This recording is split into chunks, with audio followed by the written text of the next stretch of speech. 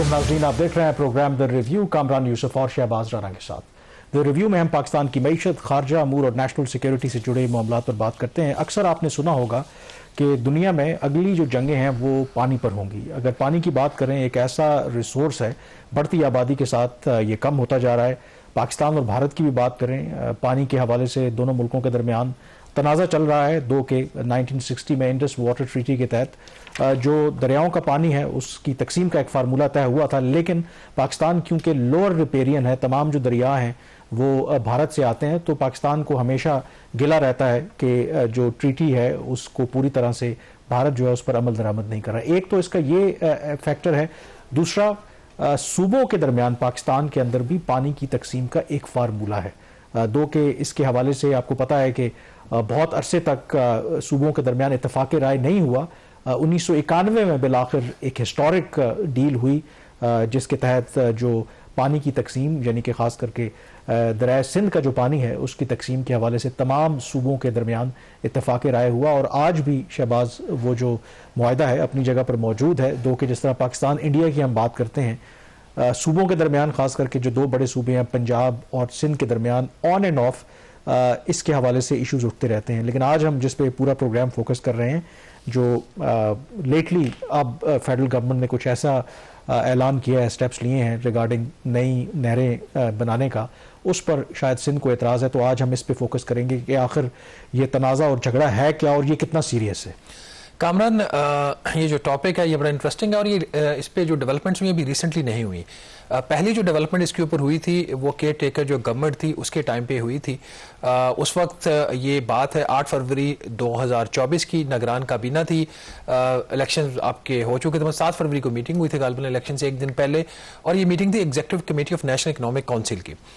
हुआ उस मीटिंग में यूं कि अचानक से वापडा ने एक समरी प्रेजेंट की मीटिंग के अंदर। अब एक्ने एक ऐसी फोरम है जो पाकिस्तान के जो तरक्याती मंसूबे होते हैं, बड़े जो मेगा प्रोजेक्ट्स होते हैं, उसकी वो मंजूरी देती है। वो जो समरी थी उसके आगे पीछे कुछ नहीं था, एजेंडा के ऊपर भी वो समरी नहीं थी, प्लानिंग मिनिस्ट्री को भी नहीं पता था उस समरी का। वापडा ने कोई तकरीबन 1050 अरब रुपए की डिमांड की थ्रू अ समरी जो किसी के पास नहीं थी, और उन्होंने कहा जी कि हमें ये जो पैसे चाहिए, हम 6 जो नई नहरें हैं वो बनाना चाह रहे हैं पंजाब में, उसके लिए ये पैसा चाहिए।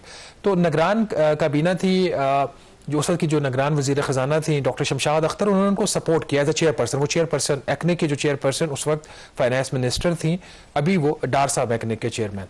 तो जो रेवेन्यू मिनिस्टर हैं सिंध के उस वक्त के जो थे केयर टेकर गवर्नमेंट में, यूनुस ढागा साहब, उन्होंने कहा जी ये समरी कहाँ से आ गई, हमें इसका कुछ पता नहीं है, क्यों आपको पैसे चाहिए, और ये जो आप कैनाल्स का कह रहे हैं हम इसकी मुखालफत करते हैं। खैर उस मीटिंग में कोई भी फैसला नहीं हो सका और उन्होंने कहा जी ठीक है, इसको बाद में देख लेंगे। और सिंध का ये मौक़िफ़ था कि ये मामला आप जो है वो मुश्तरका मफादात की जो काउंसिल है उसको भेज दें। और मेजर जो उनका जो एक उसके ऊपर ऑब्जेक्शन था वो उसके ऊपर था उनका जो ग्रेटर थर कैनाल 2 है, उसके ऊपर उनका एतराज़ था। हर उस वक्त ये बात आई गई। अब ये जो इनिशिएटिव है कामरान, जो 6 कैनाल्स का, इसका बैकग्राउंड क्या है? ये तो आगे ना कि फरवरी 2024 की बात। और ये कैनाल्स हैं कौन सी? इसमें एक है थर कैनाल, रेनी कैनाल है, चौलिस्तान कैनाल, ग्रेटर थर कैनाल, कच्ची कैनाल और चश्मा राइट बैंक कैनाल जो प्रोजेक्ट है। ये 6 मंसूबे हैं। ये क्यों है? जो SIFC का और वफाकी हुकूमत का एक इनिशिएटिव है, ग्रीन पाकिस्तान इनिशिएटिव, जिसमें इन्होंने जो ज़मीनें कुछ बंजर पड़ी हुई उनको सैराब करना है और फिर उसके ऊपर ज्वाइंट वेंचर्स इन्होंने बनाने हैं, मुश्तरका मंसूबे बनाएंगे। जो इनका ख्याल है वो प्राइवेट पार्टीज पाकिस्तान की भी हो सकती हैं, वो आप कुवैत के साथ, सऊदी अरेबिया के साथ, मुत्तहिदा अरब अमारात, किसी भी गैर मुल्की जो पार्टी है उसके साथ भी ये कर सकते हैं। इनका ये ख्याल है कि ये जो बैरन लैंड है इस पे हम काश्तकारी करेंगे और उस काश्तकारी से जो भी उसकी जो फसल आएगी वो फिर हम एक्सपोर्ट करेंगे, और पाकिस्तान की ज़राअत की इतनी एक्सपोर्ट्स हो जाएंगी कि पाकिस्तान के जो ये मसाइल हैं एक्सटर्नल सेक्टर के वो एड्रेस हो जाएंगे। इसका काउंटर व्यू ये है कि ठीक है ये एक प्रोजेक्ट तो है, बट उसकी एक ओवरऑल इम्प्लीकेशन है, क्योंकि वो जो इलाका जहां पे ये सारा काम करना चाह रहे हैं वहां पे पानी नहीं है। तो अभी जो एग्रीमेंट्स इनके नहीं हो पा रहे, ज्वाइंट वेंचर्स, कुछ एक दो इनके कुछ अंडरस्टैंडिंग लेवल पे चीजें पहुंची हैं, उसमें दो फैक्टर्स हैं। एक तो ये कि उसके अंदर रेंटल जो उसके वो होगा वो कब चार्ज होगा उस लैंड के ऊपर, 3 साल बाद होगा, फौरी होगा, या जब से वो जमीन सैराब होना शुरू हो जाएगी, ये उसके अंदर एक इशू है। दूसरा उसके अंदर इशू है कि पानी ही नहीं है वहां पे उस तरीके से जो उसकी रिक्वायरमेंट है। तो इस बैकग्राउंड में ये जो प्रोजेक्ट्स थे तैयार किए, लेकिन इसमें मसला ये हुआ बजाय कि चूंकि एक सेंसिटिव टॉपिक है और 1991 का जो एक हमारा मुआहिदा हुआ था वफाकी हुकूमत और चारों सूबाई हुकूमतों के दरमियान, उसके प्लेटफॉर्म से इरसा के जो इंडस रिवर सिस्टम अथॉरिटी है या काउंसिल ऑफ कॉमन इंटरेस्ट मुश्तरका मफादात की काउंसिल है या नेशनल इकनॉमिक काउंसिल, उसके लेवल से एक कंसेंसस अचीव करके ये पुश किया जाता, इसको यूनिलेटरली पुश करने की कोशिश की गई उस वक्त। अभी भी यही चीज हुआ। तो ये जो 1991 का मुआहिदा है, इसमें जो पानी की तकसीम थी वो चारों सूबों के जो शेयर्स हैं वो डिटर्मन हो गए और ये तय पा गया कि जो कोई भी सूबा होगा वो अपना जो उसका शेयर है पानी का, उसके अंदर रहते हुए वो अगर कोई नहर बनाना चाह रहा है तो बना ले। बट इसके अंदर एक बॉटम लाइन थी, वो बॉटम लाइन एक और ये थी कि जो भी शेयर डिस्ट्रीब्यूट होंगे कुछ पानी जो है वो समंदर में छोड़ा जाएगा, जो कोटरी बैराज है उससे नीचे पानी छोड़ा जाएगा ताकि जो समंदर है वो लैंड को ग्रैब ना करे। तो उस वक्त का एक एस्टिमेटेड नंबर था 10 मिलियन एकड़ फीट का, और लेकिन वो हतमी नंबर नहीं था, मैं 1991 की बात कर रहा हूं। तय ये पाया कि इसके हवाले से स्टडीज होंगी, लेकिन बाहर जो एक मुआहिदा होना था हो गया। अब जो रिसेंट डेवलपमेंट्स हुई हैं, 18 नवंबर को जो ऑल पार्टीज जो थी सिंध की, उन्होंने एहतजाज की कॉल दी पूरे सिंध में और उन्होंने इसके खिलाफ मुजाहरे किए 6 कैनाल्स के। फिर 23 नवंबर को सरप्राइजिंगली तमाम जो पार्टीज हैं, जिसमें वफाकी पार्टीज भी हैं और सिंध की लोकल नेशनल पार्टीज भी हैं जो सिंध बेस्ड हैं, उन्होंने उनका इजलास हुआ। उन्होंने कंसेंसस से इन कैनाल्स को जो है उन्होंने मुस्तरद कर दिया। उन्होंने कहा अगर ये कैनाल्स बनी तो सिंध बंजर हो जाएगा। तो ये है इसका सारा बैकग्राउंड है और इसकी बिल्कुल आपने ठीक कहा, दो इसकी वजूहात हैं। एक तो पानी आपको चाहिए, पानी लाइफलाइन है तमाम सूबों को, और सिंध क्योंकि लोअर रिपेरियन है, एक तो ज़राअत के लिए पानी चाहिए, और दूसरा जो फैक्टर आपने हाईलाइट किया कि अगर एक ख़ास मिकदार में पानी समंदर में नहीं छोड़ा जाएगा तो वो फिर समंदर जो है वो अपना जो दायरा है वो बढ़ाता जाता है और वो वहां पर फिर पुश नहीं होता पीछे की तरफ, और इस वजह से फिर जो लैंड है वो फिर और इरोड होना शुरू हो जाती है।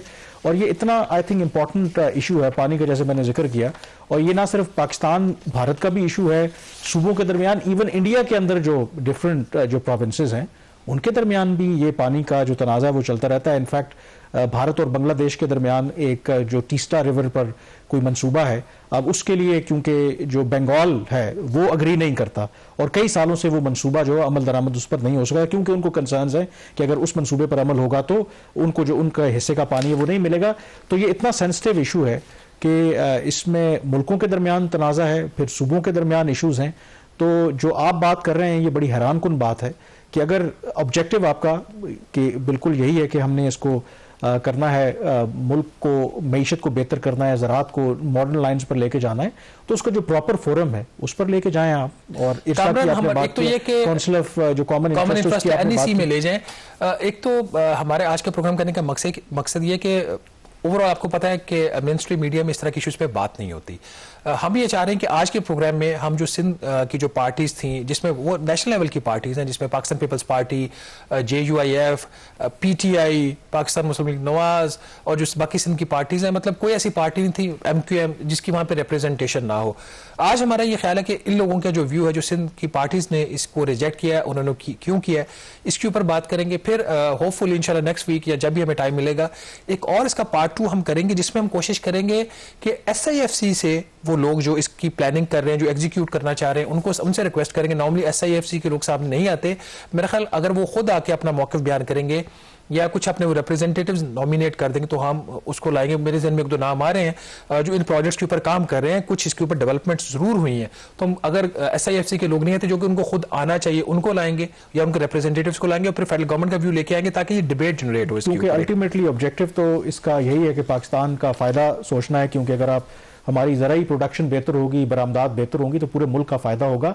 लेकिन जो कंसर्न्स हैं जिसके सूबे के भी हों वो एड्रेस करना भी ज़रूरी है और प्रॉपर फोरम से अगर ये मामलात सेटल हों तो वो बेहतर है। यहाँ पे ब्रेक लेंगे, ब्रेक के बाद जो हम 3 जो शख्सियात हैं गेस्ट हमें ज्वाइन करेंगे और सिंध से ज्वाइन करेंगे मुख्तलिफ जमातों के रिप्रेजेंटेटिव उनसे पूछेंगे कि आखिर उनको वफाकी हुकूमत के इस मंसूबे पर एतराज़ क्यों है, उनके क्या खदशात हैं, वो आपके सामने रखेंगे, लेकिन इस ब्रेक के बाद।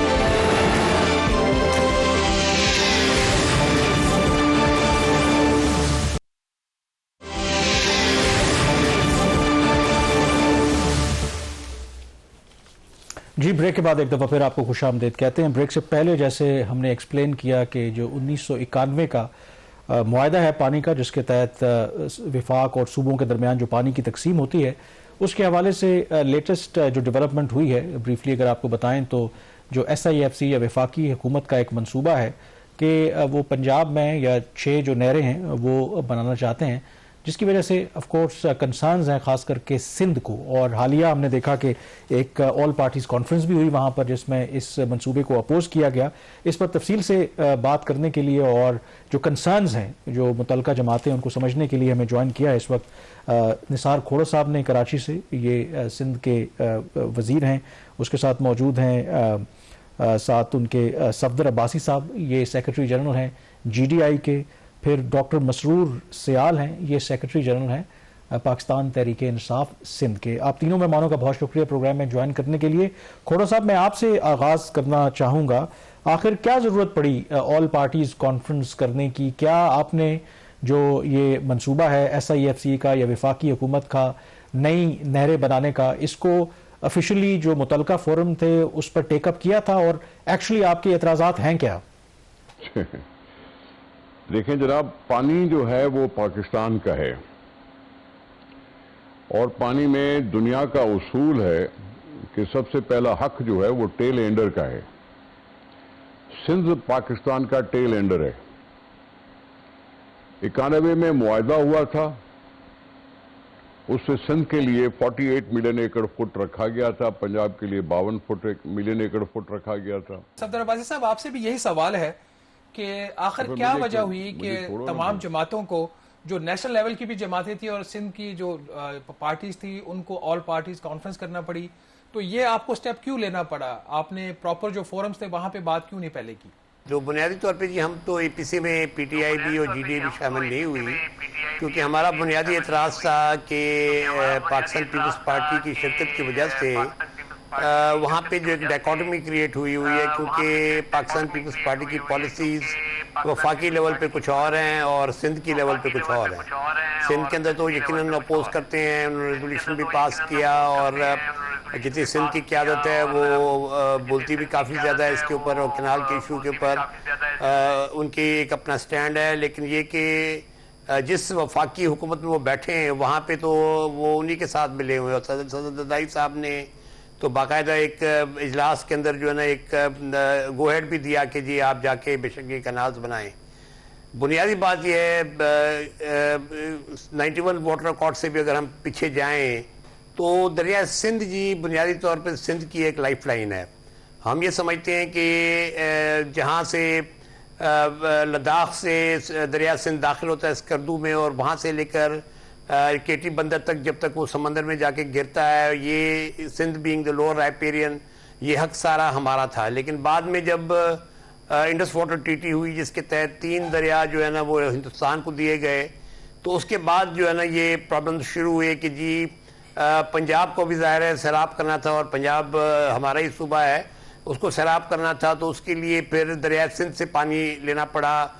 मुख्तलिफ कैनाल उस वक्त भी बनाए गए, चाहे वो चश्मा झेलम लिंक हो, चाहे तौनसा पंजनद लिंक हो, चाहे फिर बाद में ग्रेटर थर्ड कैनाल बना। तो एतराज़ात बुनियादी तौर पे उस वक्त से शुरू हुए, और वजह ये थी कि हम ये सारे कैनाल जो बने पहले वो फ्लड कैनाल के तौर पे बने, लेकिन बाद में उनको पेरिनियल कैनाल बना दिया गया, और जो पानी का हिस्सा सिंध का होता था वो भी ऊपर ही चला जाता था और टेल एंड पे नहीं पहुँचता था। 91 वाटर अकॉर्ड जब हुआ तो हम ये समझ रहे थे कि जी उसमें कबाहतें थी, सिंध के बहुत ज़्यादा रिजर्वेशंस भी थी, और उस वक्त जब मैं पाकिस्तान पीपल्स पार्टी का हिस्सा था तो पार्टी ने, उसकी क़यादत ने उस पर एतराज़ात भी किए कि जी ये जो 91 वाटर अकॉर्ड है वो भी पूरी तरह हमारा जो हमारी ज़रूरियात को पूरा नहीं करता। लेकिन चूँकि एक कंसेंसस हो रहा था तो तमाम जमातों ने, सिंध के भी तमाम लोगों ने 91 वाटर अकॉर्ड को सपोर्ट किया, और उसके अंदर जो बुनियादी खराबी जो थी वो उस वक्त ये थी कि जो उन्होंने पानी का जो बैरोमीटर बनाया 114 मिलियन एकड़ फुट, वो हम समझते थे कि जी पानी इतना अवेलेबल ही नहीं है। और अगर आज देखें तो 114 MF पानी जैसे आपकी तरफ हम दोबारा वापस आएंगे, कथा कलामी हो रही है। मैं निसार खोड़ो साहब की तरफ जाना चाहूंगा। उनसे पहले भी मैंने सवाल किया था।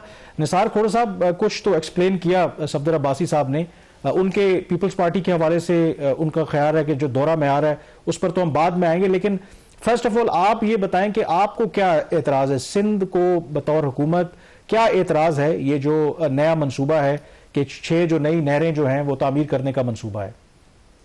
देखें साहब, अल्लाह करे मेरी आवाज आपको आए, आ रही है?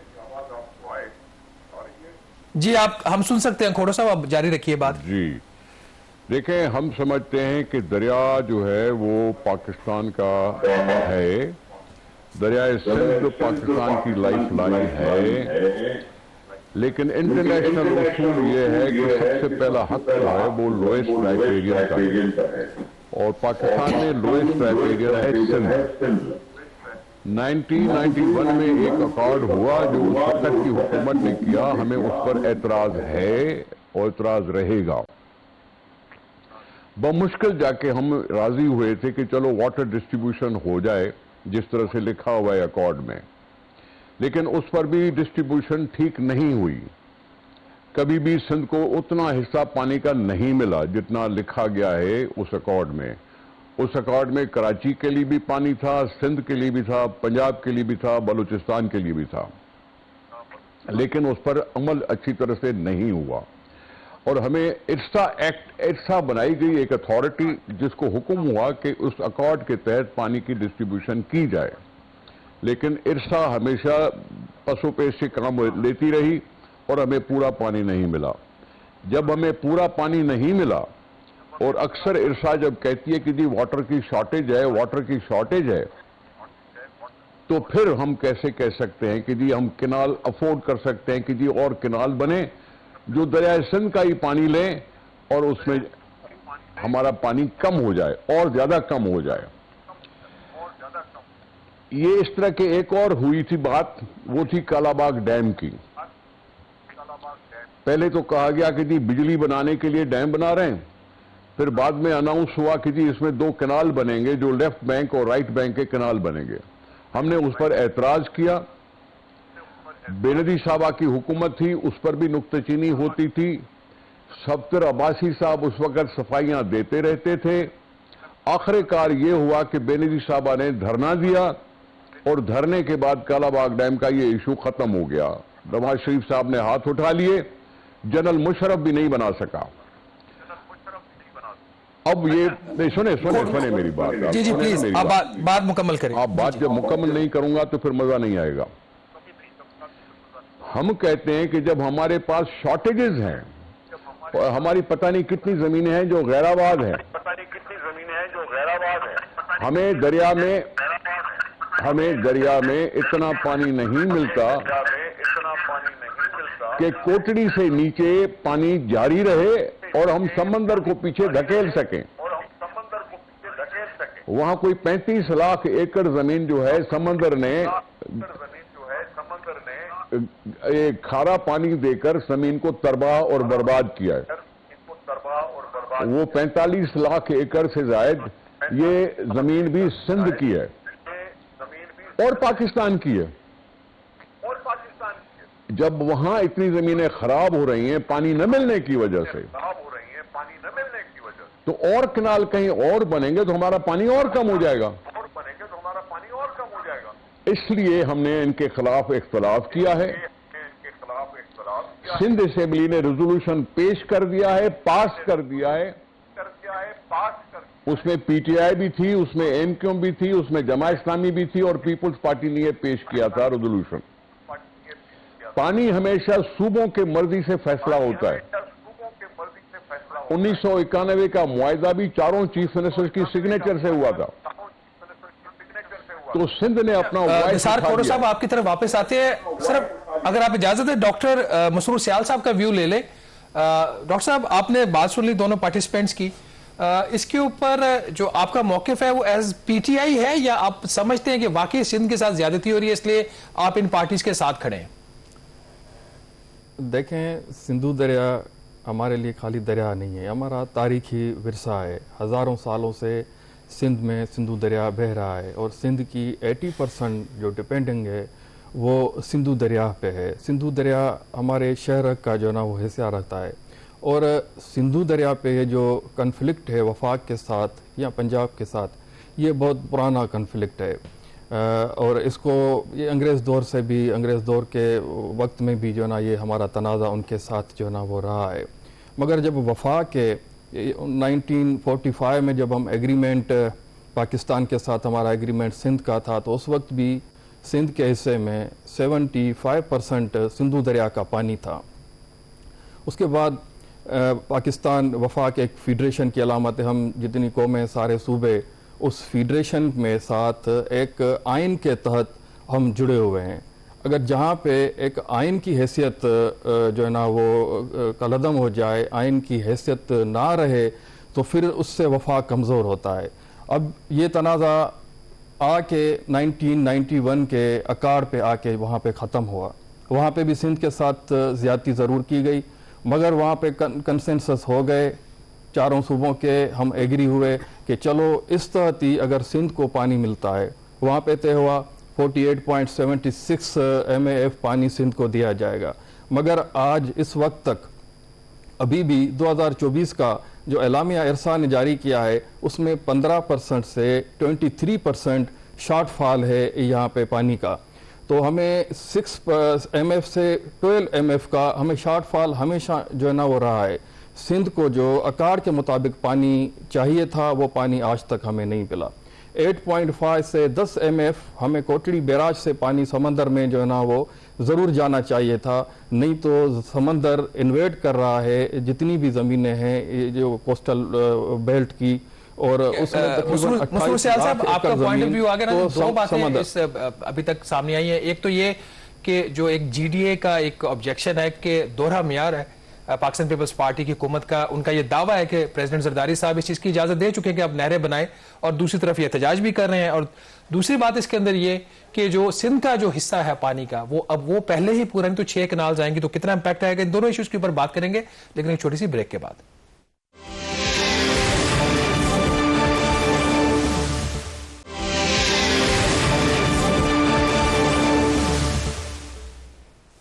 जी, ब्रेक के बाद एक दफ़ा फिर आपको खुश आमदीद कहते हैं। हम जिक्र कर रहे हैं कि सिंध के जो तहफ़्फ़ुज़ात हैं, ना सिर्फ सिंध हुकूमत के बल्कि जो सिंध की तमाम जमातें हैं, इनफैक्ट पूरे जो मुल्क की जमातें हैं जो सिंध को भी ऑफ कोर्स रिप्रेजेंट करती हैं, उनको एतराज़ात हैं कि जो नई नहरें बनाने का मंसूबा है वफाकी हुकूमत का, SIFC के प्लेटफॉर्म के ज़रिए। हमारे साथ 3 गेस्ट मौजूद हैं। तो खोड़ो साहब, इस सेगमेंट का आगाज़ मैं आपसे करना चाहूँगा। ब्रेक से पहले जो सफदर अब्बासी साहब हैं उन्होंने एक पॉइंट रेज किया कि बुनियादी तौर पर आप ऑफ कोर्स विफाक में PMLN के इत्तेहादी भी हैं, सदर जो हैं वो जरदारी साहब हैं, तो आप 2 बातें करते हैं, दोहरा मयार है, मतलब जब सिंध में होते हैं तो आप विफाकी हुकूमत को ज़रूर तनकीद का निशाना बनाते हैं, लेकिन जो भी फैसले हो रहे हैं वो आपकी मिली भगत से हो रहे हैं, उसमें ये सिर्फ विफाकी हुकूमत का कोई कसूर नहीं है। तो इस पर आप क्या कहेंगे? क्या क्योंकि being part of the कोalition, government में बेशक शामिल ना हो, सदर जो है वो आसिफ अली जरदारी हैं, आपके पास तो काफ़ी लेवरेज है, तो क्या आपने ये इशू रेज किया अप्रोप्रिएट फोरम के ऊपर विफाकी गवर्नमेंट के साथ, नून लीग के साथ? बाबा, जवाब हाजिर है। ये सफदर अब्बासी साहब आपके पास बैठे हैं और पुराने सियासी वर्कर हैं, पाकिस्तान पीपल्स पार्टी से भी इनका ताल्लुक रहा था। पीपल्स पार्टी पर अक्सर तनकीद होती रही, कभी कहते थे कि हम कालाबाग डैम के हामी हैं, लेकिन बेनीर साहबा ने धरना देकर वो सबूत पेश कर लिया कि नहीं, हम कालाबाग डैम के खिलाफ हैं। सदर पाकिस्तान आसिफ अली जरदारी साहब सदारती सदर हैं, लेकिन सफदर अब्बासी साहब को भी पता है कि ये जो भी स्कीमें, डेवलपमेंट स्कीमें हैं, उसके अप्रूवल के मुख्तलिफ फोरम्स होते हैं। फोरम्स कौन से होते हैं? CDWP, ECNEC, NEC या काउंसिल ऑफ कॉमन इंटरेस्ट। सदर जरदारी साहब को ऐसे कोई अप्रूवल करने का नहीं है कि जी कोई सदर पाकिस्तान एक के बैठ के अप्रूवल कर ले। ये बात दरअसल हुई थी केयर टेकर हुकूमत में। केयर टेकर हुकूमत ने इरसा एक्ट में तरमीम करने के लिए ministry of water and power को लिख दिया। उन्होंने तरामीम की, जिसके ऊपर उन्होंने ऑर्डिनेंस बनाया केयर टेकर हुकूमत ने। जो ऑर्डिनेंस गया सदर के पास और उस वक्त के सदर ने उसको एग्री नहीं किया। ये शुरुआत हुई थी तब। उसी का तसलसल लेके अगर कोई मुलाकात का टाइम लेता है और जाके कुछ न कुछ ब्रीफिंग देता है, तो ऐसी ब्रीफिंग पहले भी आती रही थी, कभी कालाबाग डैम के लिए, कभी किसी के लिए भी। अप्रूव करने का अख्तियार फोरम्स को होता है, सदर पाकिस्तान को नहीं होता। इरसा एक्ट में तरमीम अभी असेंबली में पेश नहीं हुई।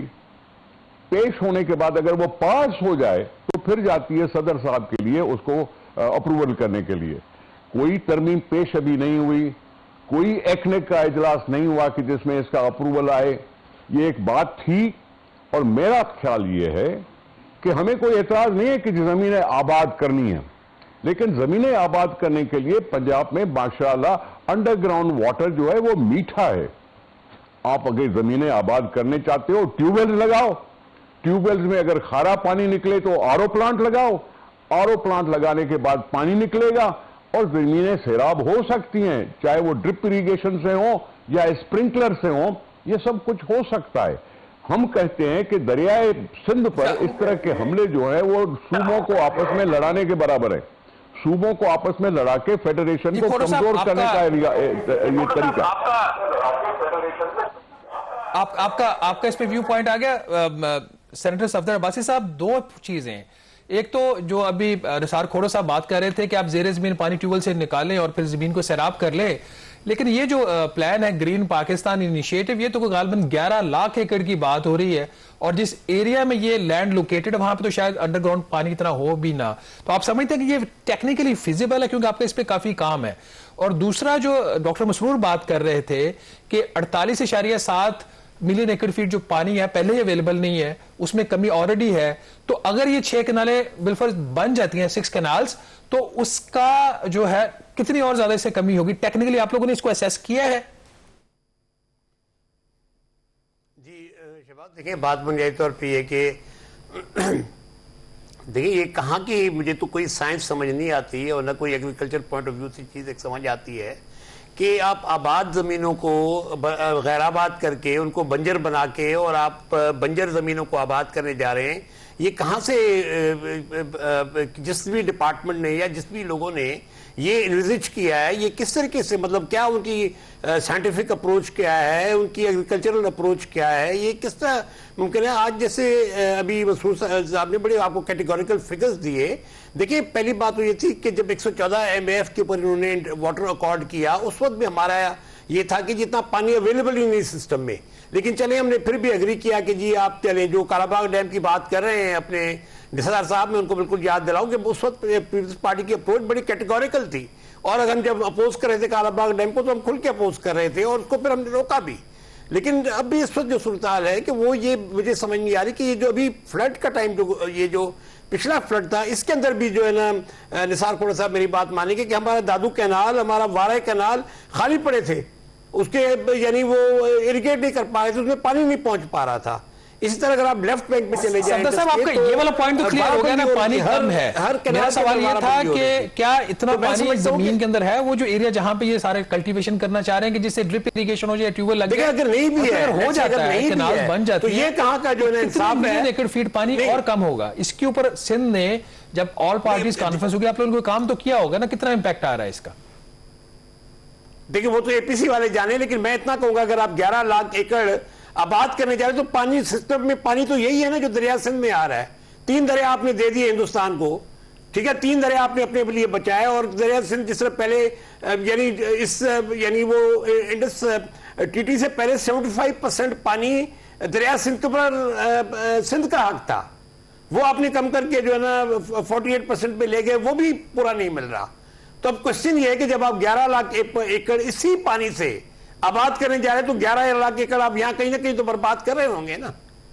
और ऑलरेडी जो हमारी बर्बादी तो यहाँ शुरू हो चुकी है कि समंदर जो है ना वो आप हमारे काट रहा है साथ रहें जी। यहाँ पर हम एक ब्रेक लेंगे और ब्रेक के बाद हमारी डिस्कशन जो है वो जारी रहेगी।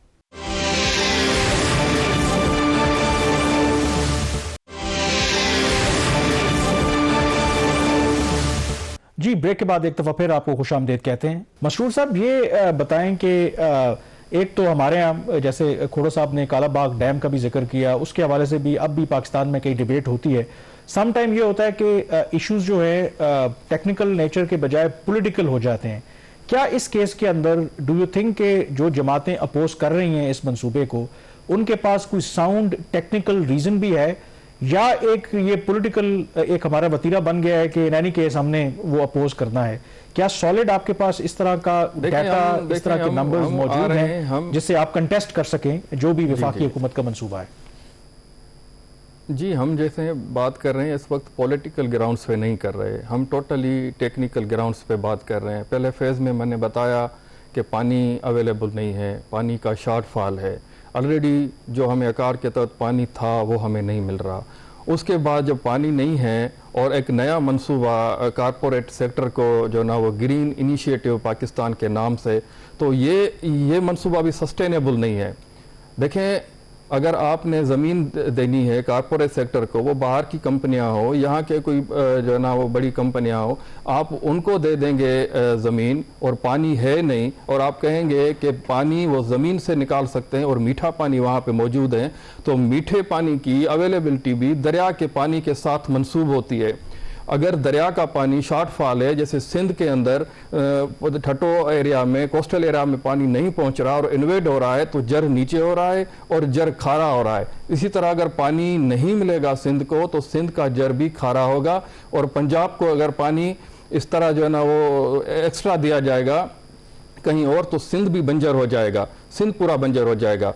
अवेलेबिलिटी नहीं है। और इसमें मैं कहता हूं कि पाकिस्तान पीपल्स पार्टी का यहाँ पे क्लियर दोहरा मयार है।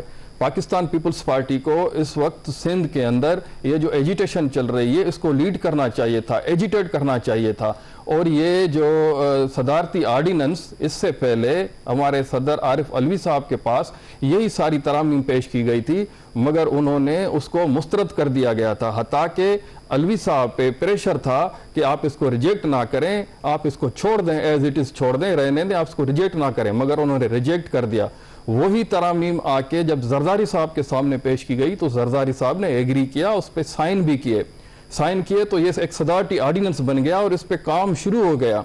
और ये जरदारी साहब की एश्योरेंस के बाद ही ये 6 कैनाल्स पे जो ना वो काम हो रहा है।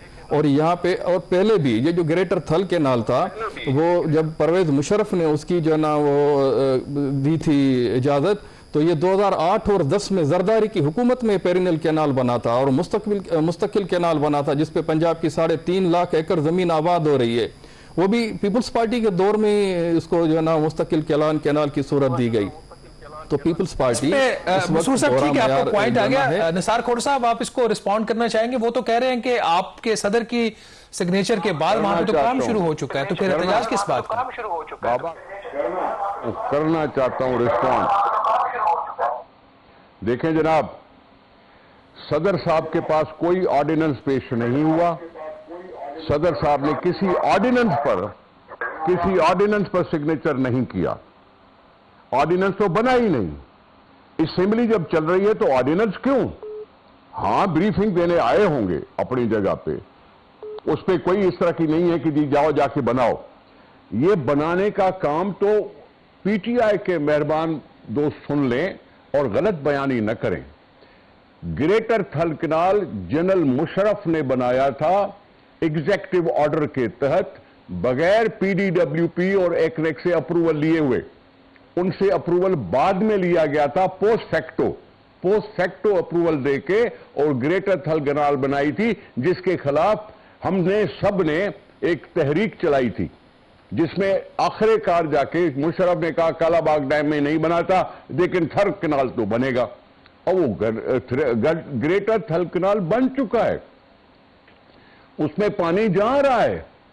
हम और पानी कैसे अफोर्ड कर सकते हैं कि एक कैनाल बन गया जबरदस्ती, थोड़ा सा कथा कलामी वक्त क्योंकि हमारे पास कम है, मैं तीनों मेहमानों से ये एक सवाल जरूर करना चाहूंगा कि चलें मान लेते हैं कि गवर्नमेंट की नीयत पे शक नहीं करते, वो चाहते हैं कि मुल्क में खुशहाली आए, क्या कोई ऐसा वे आउट है कि मिल बैठ के, क्या आपके स्टांस में फ्लेक्सिबिलिटी है कि किसी तरीके से ये मंसूबे जो हैं अगर उसको एडजस्ट कर लिया जाता है वो भी हो जाए, एट द सेम टाइम जो सिंध के कंसर्न्स हैं वो भी एड्रेस हो जाएं?